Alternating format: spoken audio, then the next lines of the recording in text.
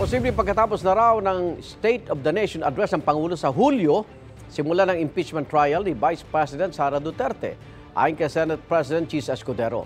Bahagi naman ng paghahanda ng House Prosecution Team ang pagpapasabina sa bank records ng bise.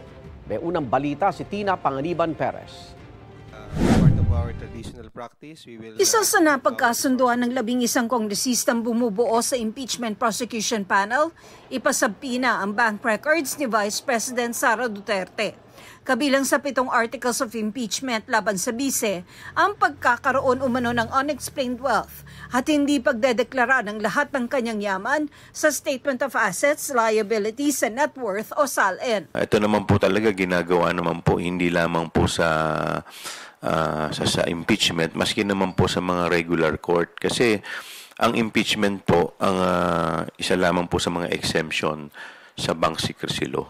Paano naman kung biglang magbitiw ang bise habang isinasagawa ang paglilitis? Kung assuming for the sake of argument siya po ay nag-resign in advance, ang amin pong opinion dito ay dapat i-resolve rin yung isang penalty, which is yung disqualification.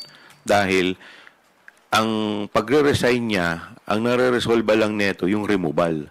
Pero hindi po nadidesisyonan yung isa pong hinihingi po naming relief, which is yung disqualification. Marami na raw mga abogadong nagboboluntaryong tumulong sa impeachment prosecution panel. Kung kailan naman pwedeng idaos ang impeachment trial, nanindigan ng ilang impeachment prosecutors na pwede itong gawin kahit naka-recess ang Kongreso. It's not a matter of minamadali or what, no?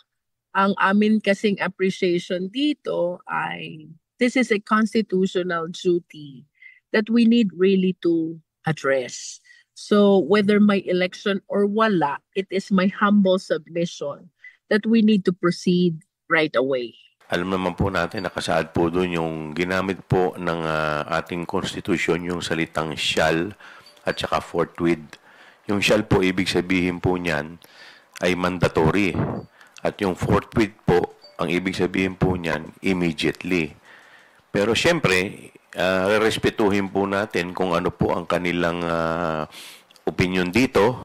Pero wala namang nakikitang problema ang mga impeachment prosecutor kung tatawid sa 20th Congress ang impeachment trial.